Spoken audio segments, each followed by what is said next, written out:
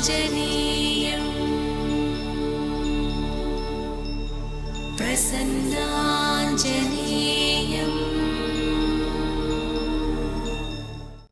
అడిగాడు. ఆయన అన్నారు, హనుమ, భ్రాతుశ్రుడు సమాదేశం సుగ్రీవస్య మహాత్మనః. నీ సోదరుడు సుగ్రీవుడు 4 మంచి మాటలు చెప్పాడు, వినవయ్యా. రాయబారిగా వచ్చా.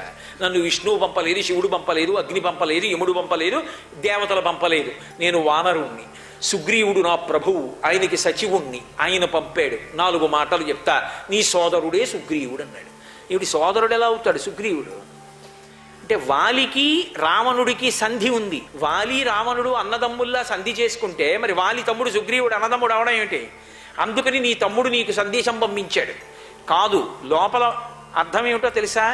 సుగ్రీవుడు ముందు కబురు చేస్తాడు, తర్వాత వినకపోతే రాముడిని తీసుకొస్తూ ఉంటాడు. అలాగే వాలి విషయంలో జరిగింది. ఆ తర్వాత రాముడు వచ్చాక ఇక ఎదుటివాడు ఉండడు. అందుకుని జాగ్రత్తగా విను నేను చెప్పిన మాట. దశరథ మహారాజు గారి పెద్ద కొడుకైనటువంటి రామచంద్రమూర్తి ఇల్లాలైనటువంటి సీతమ్మ తల్లి అరణ్యవాసంలో ఉండగా జనస్థానంలో రాక్షసులు సంహరింపబడ్డారనేటటువంటి కోపంతో నువ్వు సీతమ్మని అపహరించి తీసుకొచ్చి లంకాపట్టణంలో బంధీకృతురాల్ని చేశావు.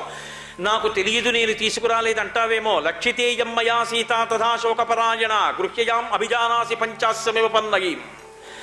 నేను తేలేదని బుకాయిద్దాం అనుకుంటున్నావేమో. సీతమ్మని నేను చూశాను, ఆమె సామాన్యమైన స్త్రీ అనుకుంటున్నావేమో. 5 తలల పావు, పంచముఖ గాయత్రి. ఏమనుకుంటున్నావో? విషమున్న ఆహారం తిన్నవాడు ఏమైపోతాడో ఆమె వైపు చూడకూడని చూపు చూసిన వాడు అలా పాడైపోతాడు.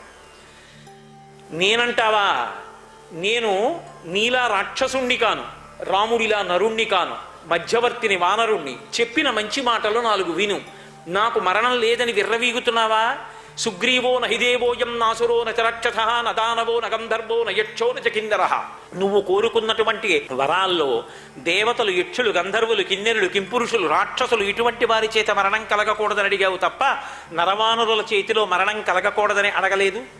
కాబట్టి సుగ్రీవుడు వానరుడు, వానరుడు చేతిలో చచ్చిపోతావు. రాముడు నరుడు, కాబట్టి వాళ్ళిద్దరూ కలిసి వస్తే నువ్వు మరణిస్తావు.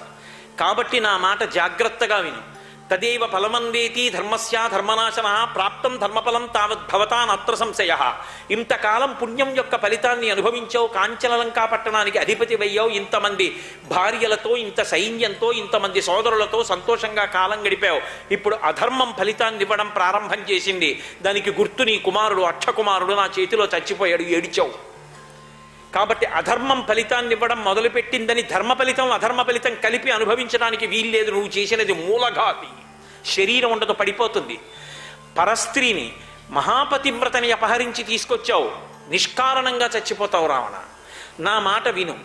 రాముడు తన ధనస్సు పట్టుకుని లంకాపట్టణానికి వచ్చి నిన్ను సంహరించడానికి కాని బాణములను విడిచిపెట్టడం ప్రారంభం చేస్తే నిన్ను ఎవరైనా రక్షిస్తాడని అనుకుంటున్నావేమో. బ్రహ్మా స్వయంభూశ్చతురాననో వా రుద్రో స్త్రినేస్త్ర స్త్రిపురాంతకో వా ఇంద్రో సురేంద్రో సురనాయకో వా త్రాతుం నశక్తః ఇది రామవద్యం. రాముడు చంపేస్తానని ఎవడి విషయంలో అన్నాడో వాణ్ణి రక్షించడం బ్రహ్మ. స్వయంభూశ్చతురాననుడు, 4 ముఖాలున్నవాడు, రుద్రుడు, శివుడు, నందివాహనుడు, ఇంద్రుడు, మహేంద్రుడు, ఉపేంద్రుడు, వీళ్ళెవ్వరూ కూడా ఆపలేరు. 3 ఉపమానాలు ఇచ్చి చెప్పారు. చంపుతానన్నాడా రాముడు, చంపేస్తాడు.